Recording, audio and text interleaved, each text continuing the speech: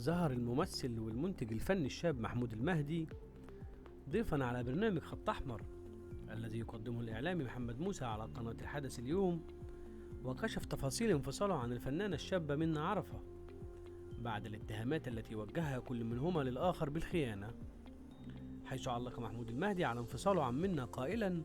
اتصدمت فيها، واللي عملته فيا كان عقاب ليا من اللي عملته في زوجتي الأولى أم أولادي.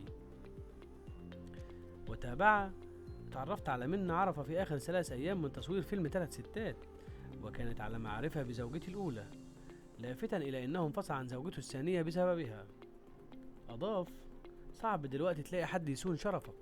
وعارف إن زوجتك عندها حدود في الشغل مع زملائها، مفيش حاجة اسمها أصدقاء. وأضاف إن حياته اتدمرت بسبب دفاعه عنها بعد ما دخل في خلافات مع نقابة المهن التمثيلية والفنان محمد نجاتي والفنانة إلهام شاهين، وتعرضت أفلام كان ينتجها للإيقاف، مشيرا إلى أنه كان يصرف على أهلها.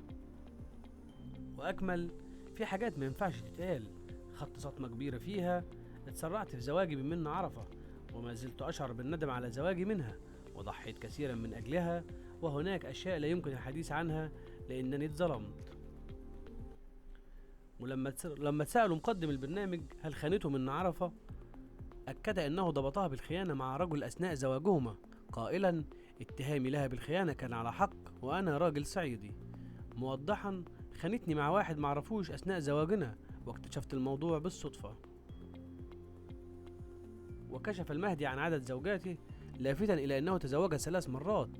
كانت أولها وهو في عمر 18 عام، موضحا: اترفضت 3 مرات من أهل الزوجة الأولى، وكنت مرتبط بها عاطفيا بشكل كبير، وأكبر حب حقيقي في حياتي.